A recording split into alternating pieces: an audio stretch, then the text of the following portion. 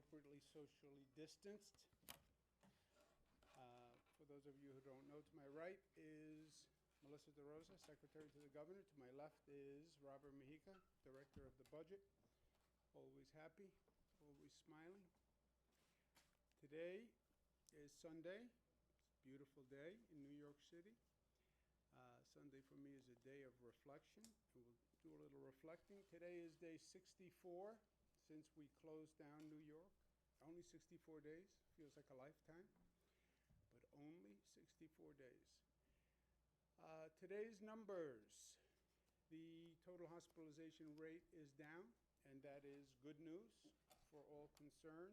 Total hospitalization rate is down, and that is good news for all concerned. 9,786, below 10,000, which is a big deal for us. You have to go back to like May 18th and 19th to see where to get near that number. March, I'm sorry. The number of total hospitalizations again is down. The number of intubations is down, and that's really good news because intubation is generally bad news. The number of new cases is 789. That's good news. We were hovering at about 900, 1,000. That may be just a reporting anomaly because this is over the weekend, and the weekend reporting tends to be a little different. And remember, this reporting system we just put in place. This never happened before where hospitals were reporting on a daily basis. So, and hospitals have a lot going on, so I wouldn't bet the farm on any of these specific one-day numbers, but the overall trend is good. The number that is the most important number that we look at, which is still tremendously distressing, is the number of deaths, 280. And you can see that that number has not moved dramatically in a relatively long period of time. But the overall direction is good, even though it's very painful. I think it's important that we take a moment and learn the lessons of what we've been going through. This has been unprecedented, what we've been doing for the past 64 days. This was all an urgent situation. This was all hurry up. We had to quickly figure out a plan, quickly enact a plan. But now we're a couple of months into it, and I think simultaneously we should be learning the lessons of what we just went through. People talk about this like it's going to come and go and it's a once in a lifetime. I don't know that it's a once in a lifetime, and I don't know that it's going to come and go. There are people now talking about a second wave. They're talking about a possible mutation of the virus. So caution would suggest that as we go through this, we learn at the same time to make sure if we have to go through this again or if this is a prolonged situation, that we are learning from what we're implementing. Edmund Burke, great Irish philosopher, those who don't know history are doomed to repeat it. Wise words. The macro questions, bigger than just New York questions, bigger than the governor's questions. What happened in China? You know, people are talking about it. Where did this virus start in China? How did it start? How did we not know? What should China have told us? Above my pay grade, but important questions. How did the virus get from China to the United States? And we assumed it got on a plane from China and flew to the United States. That was the first thinking when this started. Now it appears that that's not so. As we're going through this, what could we have done differently? More importantly, what should we do differently if this is a prolonged situation or if there is a next time? And again, caution, I would assume there's a next time. Anyone who sits back and says, well, this is the only public health threat that we're going to face, it's not the case. We're seeing increasing threats all across the board, environmental threats, Mother Nature, natural threats, threats from emergency weather that we've never seen before. And if you look back, as far back as 1918, when they had the flu pandemic that people talk about, it took 10 months. It came in 3 different waves. And the second wave was worse than the first wave. So even if you put aside all the modern day challenges, when this happened in 1918, it came in 3 different waves. So let's be prepared and intelligent. Some of the lessons to learn: the CDC did a fascinating report that it put out on May 1, which starts to take a deep look at what happened. And I think there's a lot of important information in that. And it pointed to something that we've been looking at here in New York. The report says that when they look at the different strains of the virus in the United States, that there are different strains. And we were all looking at the West Coast. The West Coast had cases well before the East Coast, remember. Maybe 6 weeks before the East Coast. Those strains came from China.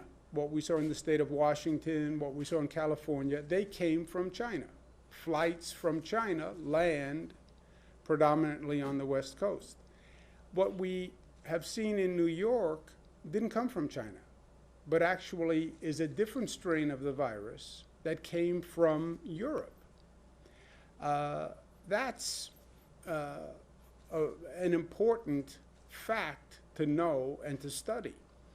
They then said in the CDC report, from February, you had 139,000 travelers coming from Italy, 1.74 million from other European countries where the outbreak was spreading wildly and rapidly. So everybody's looking at China. Meanwhile, the virus had traveled from China to Europe, was in Europe, spreading from Europe. We had European travelers coming. They come to the East Coast. They land in New York. They go to New Jersey. They go to Connecticut. They're in the New York area. And we're all still looking at China. We were looking at China, and the travel ban on China may have been helpful, but the horse was already out of the barn in China. The virus had left.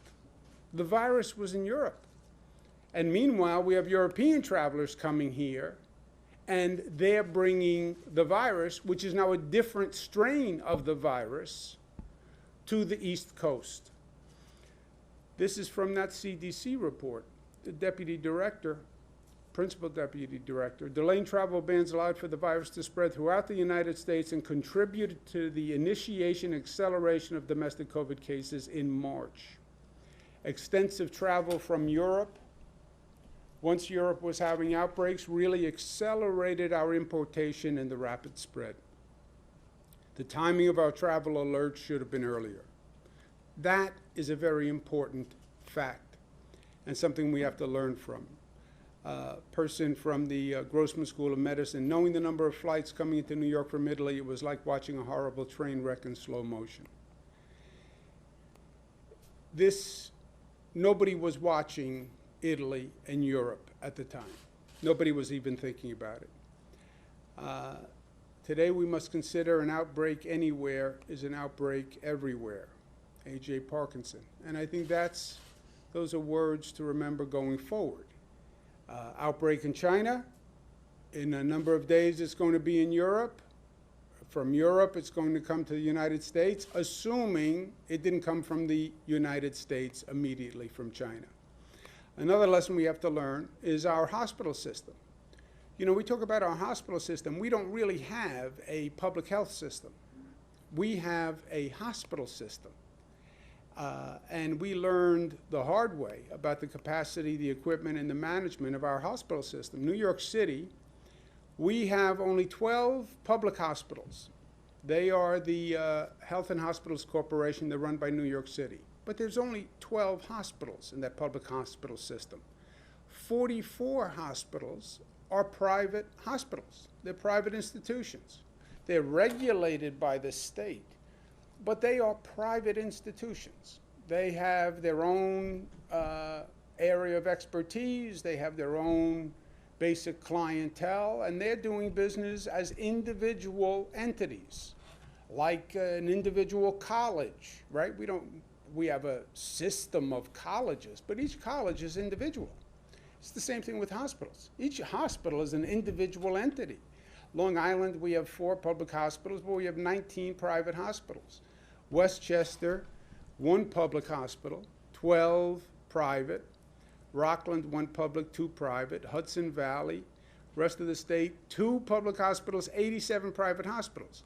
So really, your healthcare capacity in the state is all in the hands of private hospitals, right? You have 176 private hospitals in the state. That's the capacity. But that means you have to now rely on those private hospitals, get them all to be part of one system, which day to day, that does not happen. They're operating themselves. We have, again, state regulations that say this is how much you must operate. But they operate as individual entities. In the middle of this outbreak, we had to go back and do what we call the surge and flex management system, where we said to all 176 private hospitals, we have to work together. And we have to manage this system as one, because hospitals are getting overwhelmed. Maybe within the public system, they can share patients and doctors and staff, because you have, in New York City, H&H has 12 hospitals. Okay, you can share among your 12, but we have to get these 176 hospitals now all to work together, even with the public hospital. And hospitals were getting overwhelmed. So now you need a system to share patient capacity, share equipment, share ventilators, share staff. That had never been done. We did this all basically on the fly, and we put together a de facto public health system. But it was a lot to do on the fly, and we need to institutionalize these lessons. Part of what we have to learn is what happened with the equipment. I mean, this was just a situation that nobody anticipated. It happened all across the country. You couldn't get enough gowns. You couldn't get enough masks. We're going to put in a state requirement now that every hospital has to have a 90-day supply, stockpile, their own stockpile, of all the PPE equipment that they could need for a 90-day supply at the rate of usage that we saw with this COVID virus. So every hospital has to have 90-day supply, period. We can't go through this day-to-day moving masks all across the state, right? This mad scramble that we were in and still are in many ways. Also, as a nation, we can't go through this again.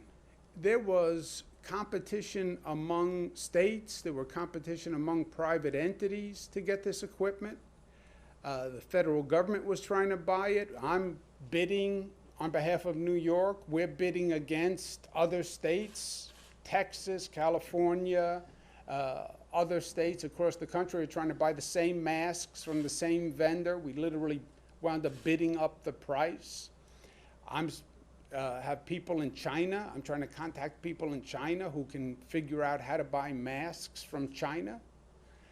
It was totally inefficient and ineffective. State of Massachusetts, Governor Baker was good enough to work with Robert Kraft, who had a personal airplane that he sent to China to get masks. And Massachusetts was good enough to give us some of the masks that a private airplane picked up. I mean, this is not the way to deal with this situation, right? Plus, we just drove up prices by our own competition. There was a limited supply. It was primarily in China. And then you have 50 states and all these private entities and the federal government trying to buy from China. It made no sense. So let's fix that. New York State alone buys about $2 billion of medical supplies this year. $2 billion this year. And that's one state. And that's us purchasing from China and around the world. We're going to form a consortium with our 7 Northeast partner states, which buy about $5 billion worth of equipment and supplies. That will then increase our market power when we're buying. And we will buy as a consortium, price as a consortium for PPE equipment, ventilators, medical equipment, whatever we need to buy when you put all those hospitals together, all that public health capacity together, which will make us more competitive in the international marketplace. And I believe it will save taxpayers money. I also believe it'll help us actually get the equipment, because we have trouble still getting the equipment and just buying the equipment, because these vendors on the other side, they're dealing with countries, they're dealing with the federal government. Why should they do business with one state, right, when they can do business with an entire country? So this consortium, I think, will help us get the equipment and get it at a better price. We will come up with a regional identification of all the equipment we need. Basically, it's all standard equipment. A mask is a mask, a gown is a gown. Let's come up with a total amount that we need. Let's stop doing business with vendors who we found to be irresponsible, and we found out the hard way. I can't tell you how many orders we placed with vendors who were acting basically as brokers, who just started businesses in the middle of this pandemic because they saw an opportunity. So let's compare notes among the states to find out who was good to do business, who was not good to do business with. Let's see if we can't do the purchasing in this country, and let's see if we can't do the purchasing in this region. You know, why are we buying all this material from China? Literally billions of dollars of PPE. And we'll do it in coordination with the federal government. But I want to thank our neighbors, our neighboring states. The word neighbor has a different connotation. You don't normally think of the surrounding states as neighbors. You think of the person next door as a neighbor, but they are neighbors. And they've acted as neighbors. I can't tell you how supportive Governor Murphy in New Jersey and Governor Lamont in Connecticut and all the other governors in our coalition have been. Literally, where you can pick up a phone and I can say, I need help with masks. Do you have any extra masks? Do you have any extra gowns? Can I borrow this? Can I borrow that? Really, the way you would deal with a neighbor in an extraordinary circumstance, right? You'd knock on the door and say, can I borrow this? That's how these states responded. And it was really a beautiful, generous way of operating that was an inspiration to me. You know, it wasn't, I'll have my lawyer call your lawyer. It was, whatever I can do, I'll do. And in that spirit, we want to keep that coalition together, and we want to work together. We're doing regional planning now on the reopening, because every state is linked to every other state. We do something in New York, it affects New Jersey, Connecticut, Delaware, et cetera. People are very mobile right now. So it's a very important relationship for us, both productively and from an efficiency point of view. And they have been great. And they're joining us today. We have Governor Phil Murphy with us, Governor Ned Lamont, Governor Tom Wolf, and Governor John Carney. And we'll start with our neighbor from the great state of New Jersey, Governor Phil Murphy. How are you, Governor Murphy? Be on with you. I will be brief and say I echo literally everything you've said, including the confidence and the positive in terms of what this has been like, the deficiencies, as well as the inspiration which was derived from our neighbors, and notably beginning with you and all the other governors who are on this with us today. It has been truly an inspiration. So on behalf of the 9 million of us in New Jersey, I say thank you. We are in the same boat. We're begging, borrowing, and bartering for equipment, PPE, ventilators, et cetera. We're still doing it. Someone said to me a couple of days ago that gowns have become the new ventilators.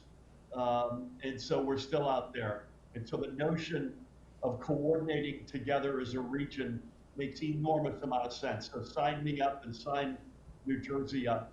We've moved in New Jersey alone 21 million pieces of PPE in the past 2 months, a line of business we weren't even beforehand.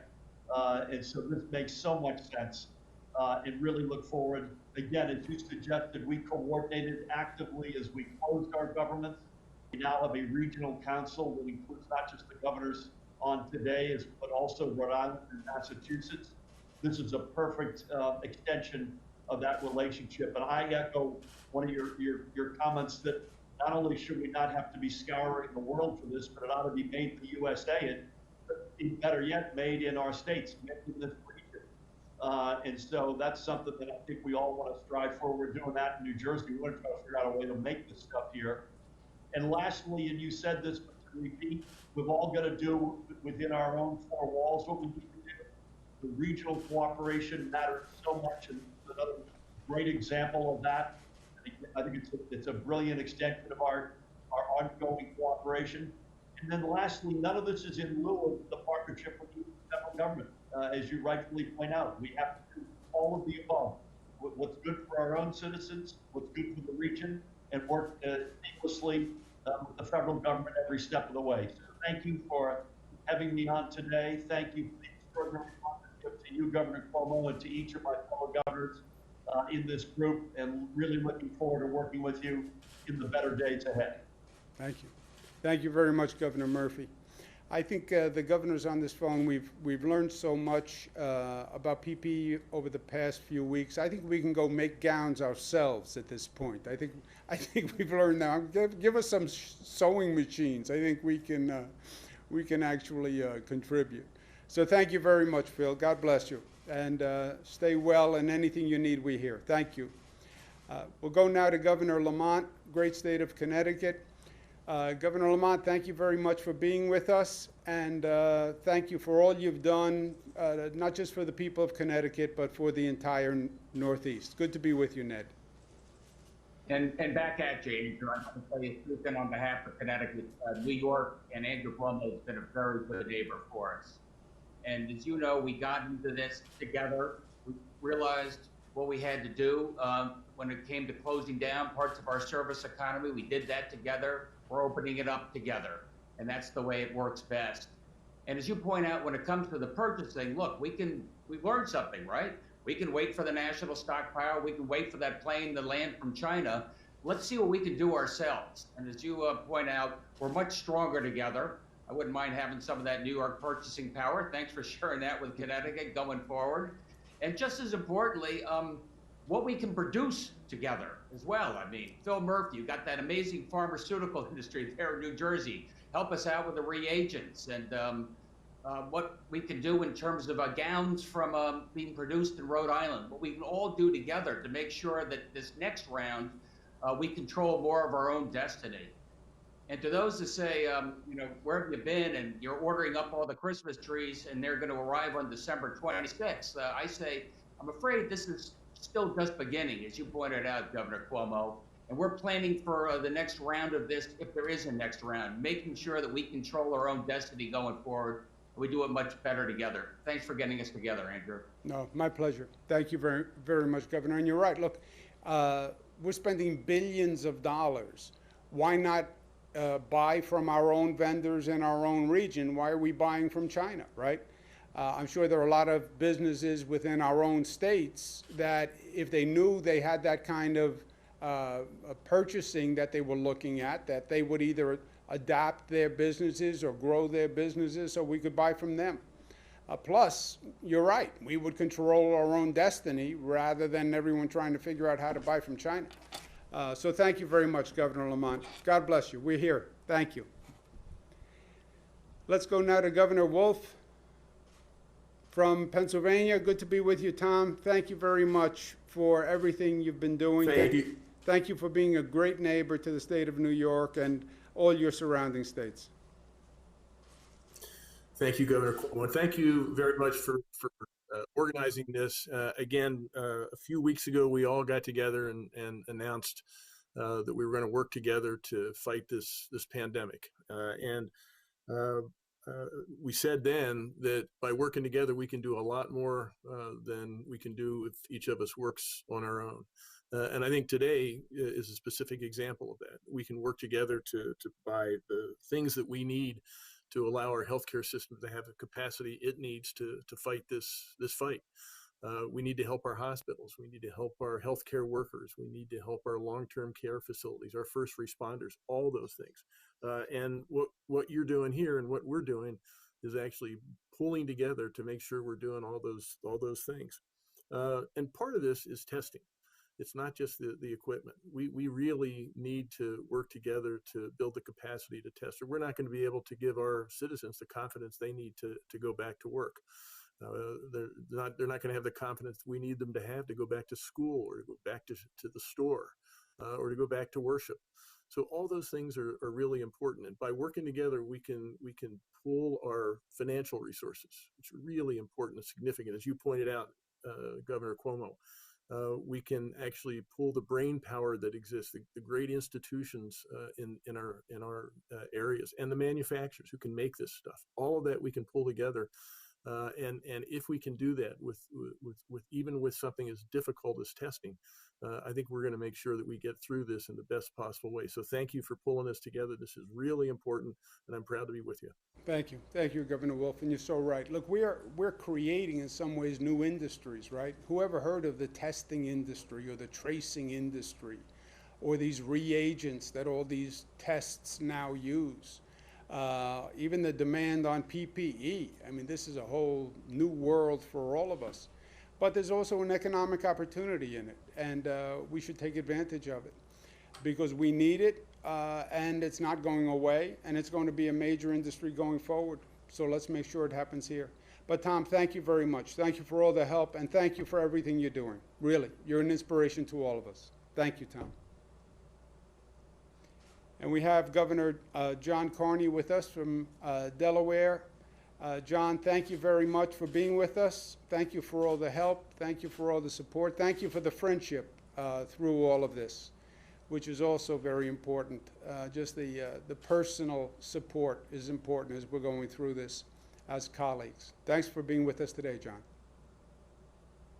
Yeah, thank you, Governor Cuomo, for including Delaware in this coalition. Thank you for your great leadership there in the state of New York, and particularly Metro New York City with your colleague governors on either side of you.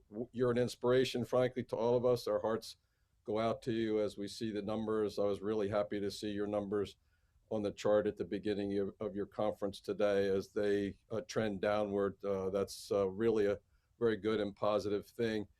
And thanks for including us, a state of, we like to refer to ourselves as a state of neighbors. There's just shy of 1 million Delawareans here on the southern end of this geographic coalition on this side of I-95 and the Amtrak Northeast Corridor, which connects all of us.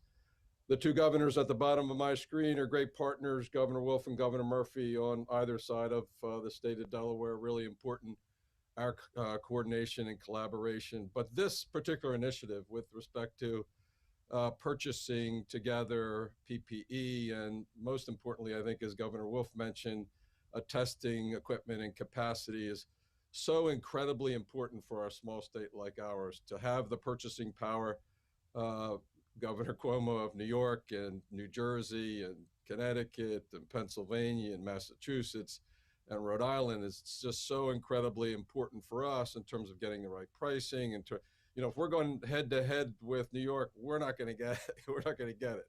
If we're along shoulder to shoulder with you and with Governor Murphy and Governor Wolf, we've got a good chance of getting a better price and getting the product that we need. And I think through all this too, the other thing that was really interesting to me in joining the coalition was just all the assets that the other states can bring to the table in terms of intellectual capacity, your research institutions, your hospitals, because we know that there are going to be breakthroughs, or we hope, in testing and other kinds of technology that help us as we respond to this. So I couldn't be happier to be part of this coalition, a part of your leadership team, Governor Cuomo, with again my two neighbors here in the southern end of our coalition, and to each of you, thanks for the great work that you're providing to the citizens of your state. I tell people all the time, it's going to be way harder, the decisions we have to make in reopening our economies in phases, than it was shutting things down, in my view,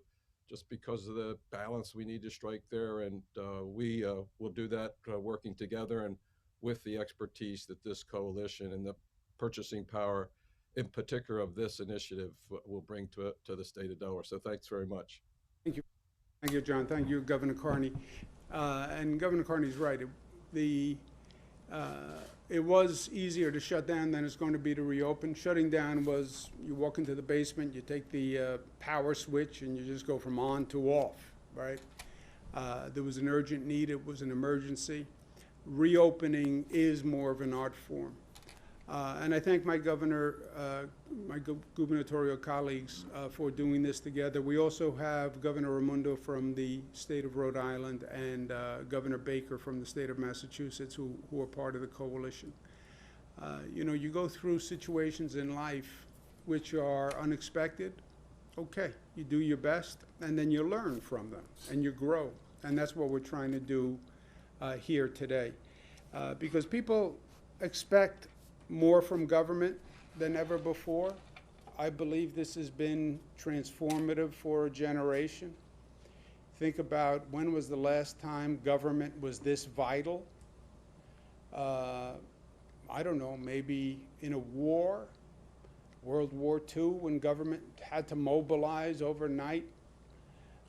But literally for decades, you haven't seen government this essential to human life, literally. And government has to work, and it has to work well. And it's not for the faint of heart now.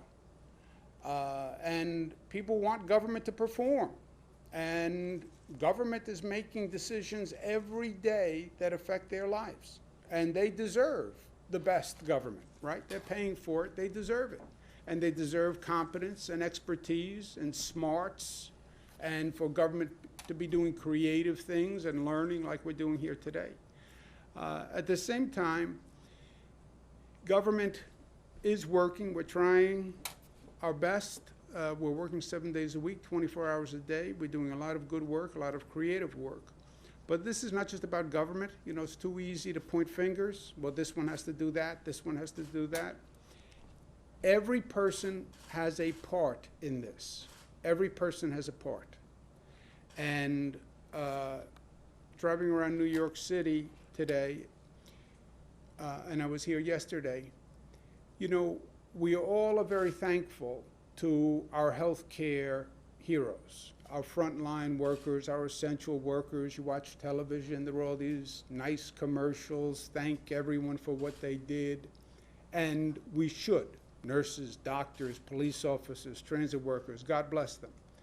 But if you really want to say thank you, make their life easier by not getting sick and not making someone else sick.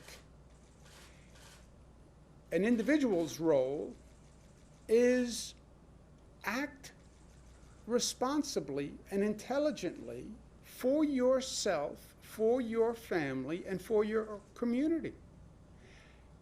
Wear a mask. Wear a mask. I mean, that's the basic step, right? Socially distance. If you can't socially distance, you're in New York City, you're going to walk up next to a person, wear a mask. Okay, it's not the most attractive garment ever created. So what? Well, I don't like, you know, it feels uncomfortable, unnatural. So what? You want to honor the healthcare workers and the people who literally gave their lives in some cases for what they did here? Act responsibly. Wear a mask. I know the weather's getting warmer. I know people want to get out of the house. Fine. Wear a mask and socially distance.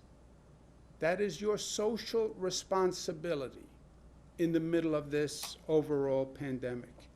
And when we talk about New Yorkers together and the spirit of unity and how people are helping one another, and how tough we are and how smart we are and how disciplined we are and how we love one another, show it. You know how you show love? By wearing a mask. Please. Questions? Governor, when you talked about a different strain being here, coming from Europe, is it a more deadly strain, do you think? I mean, is there reason to believe that? Is that why the death toll was so much harder here than in other places? You know, I don't know. Some have said that. It's not my field, Zach, but they say they're two totally different strains. I've heard from some medical professionals that our strain was actually more virulent than the strain that came from China, that whatever the mutation was that happened in Europe made our strain more virulent. Once it comes to New York, and again, nobody was anticipating this European connection. You know, people from Italy, nobody was saying, watch out for those people from Italy. They were just walking through our airports, right? We had the federal officials at all our airports, and they were doing that screening that they were doing. They were screening people from China still. Nobody was screening people from Europe. And the European travel ban, the full ban, didn't go into March or something. Like mid-March, we didn't do a full European travel ban. So they were coming. Nobody was screening. Nobody was testing. Nobody was looking. Nobody even knew to look.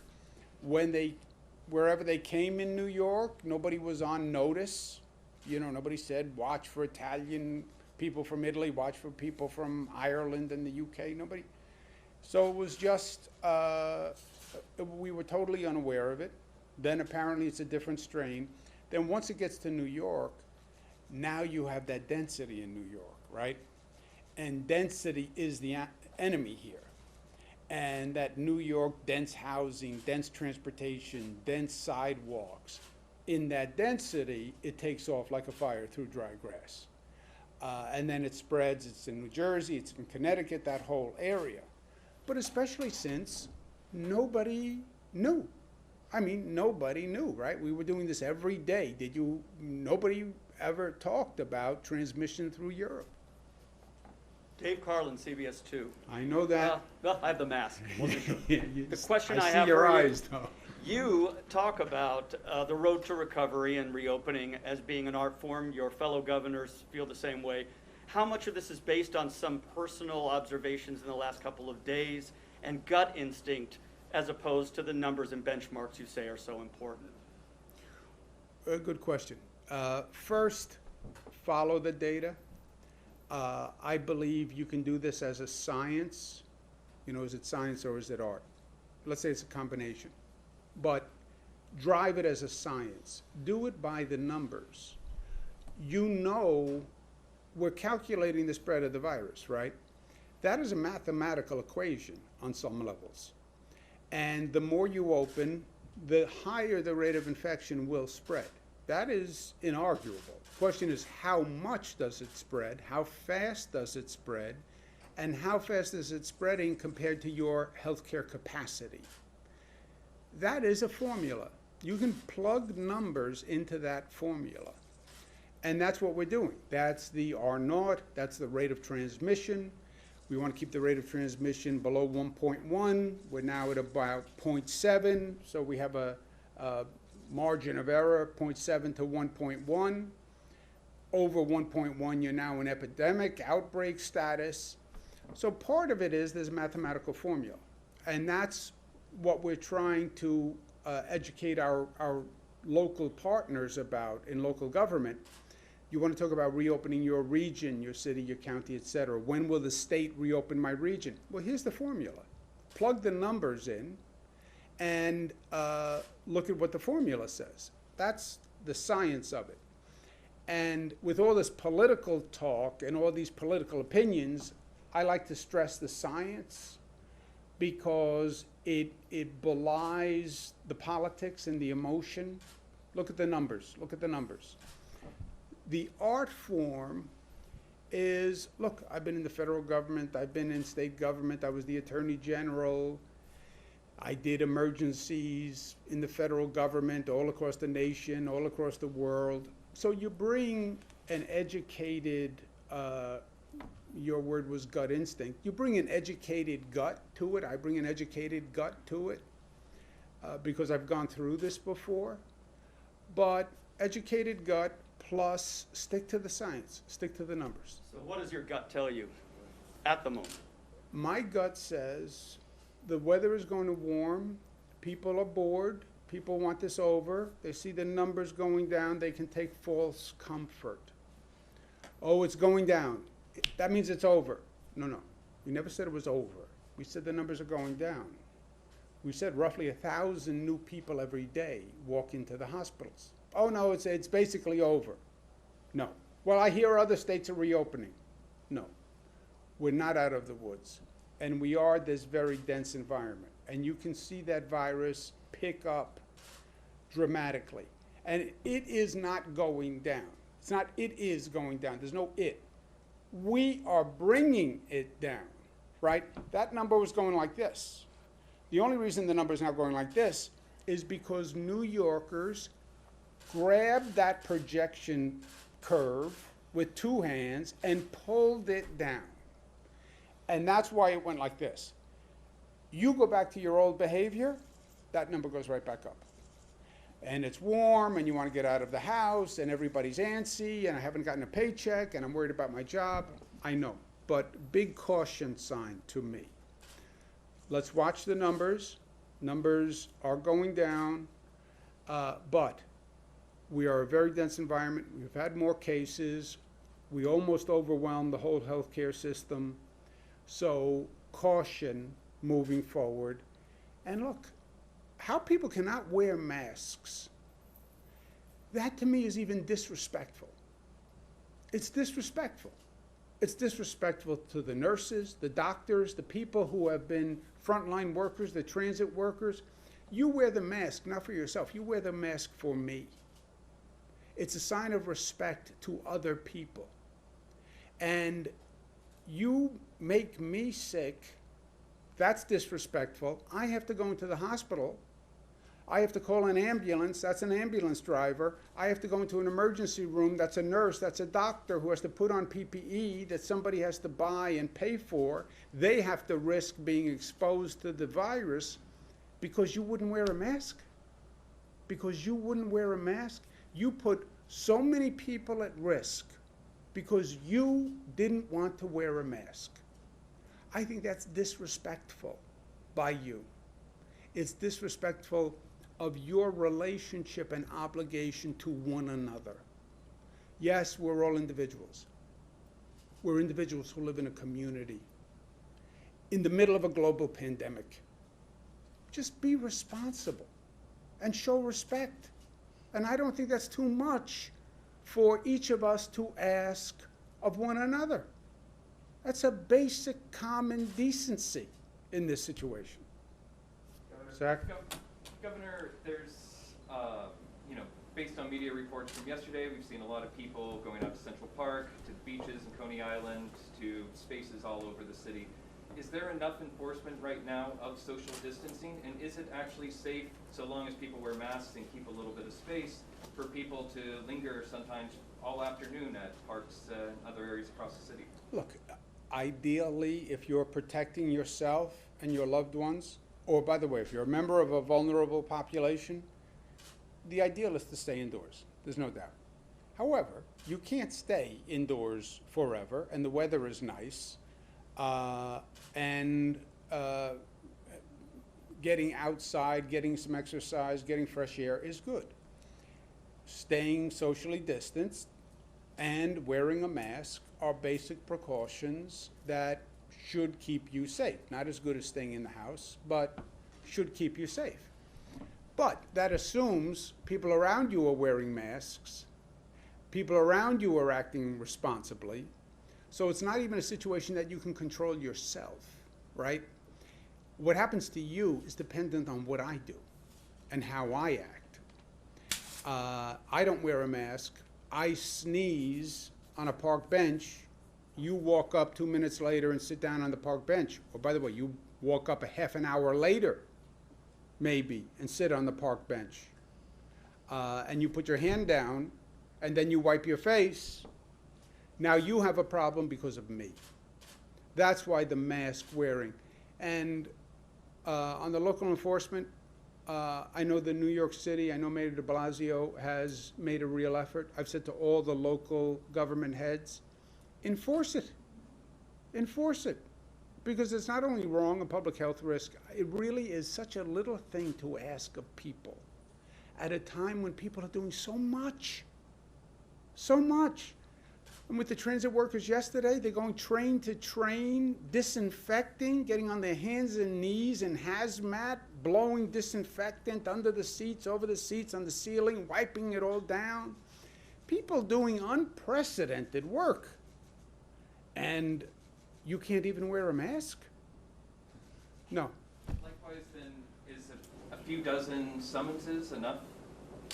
That's what the NYPD commissioner said yesterday, about 46 summonses issued yesterday.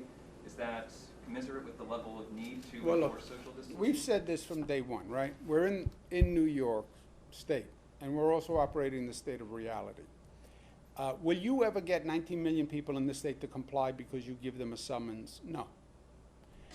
They will comply because they know the facts and because they choose and deem that it is intelligent and reasonable to comply. And that's how I've started this from day one. Look, I could have done a close down order and New Yorkers could have said that with no words. They could have just not complied with it, right? And then what would I do? Run around giving summonses? It wouldn't work. Went through all the facts, explained why, and then we closed it down, people complied. It's going to be the same with masks and personal behavior. This is a new level of personal behavior now that we're asking people to undertake. And I think they will get it. I think it's not going to happen because of law enforcement, but law enforcement has a role. But I think they have to understand it and they have to get it. And I think if New Yorkers, you know, the best enforcers of social behavior are other enforcers, other New Yorkers, right? I think if New Yorkers get it, you walk down the street without a mask, I think other New Yorkers are going to let you know. And as long as they do that within the bounds of decorum, I don't think that is a bad thing. Governor, you talk about lessons learned. Has something to be learned here regarding PPE and equipment being manufactured overseas? And would you say that it is time to maybe, I don't know, rethink globalization policies for the direction this country has been going in for the last 30 years? I don't know that you have to go to globalization policies, Zach. You're not going to change the macroeconomic forces, but I think there is a lesson to learn and what we're trying to actually deliver on. This is an emergency service, right? In a snowstorm, you have to be able to get salt, and you have to be able to have snowplows, right? In a hurricane, you have to have pumps. In a public health emergency, you have to have PPE. I mean, and nothing works unless, step one is you have to have the PPE. That we have to go to China for the PPE? I mean, think about that. You couldn't even get it in this nation. We started making our own in the state. But that's a national security issue to me. Yeah, you have to be able to get masks and gowns and whatever medical equipment you need so this nation can run a healthcare system in the middle of an emergency.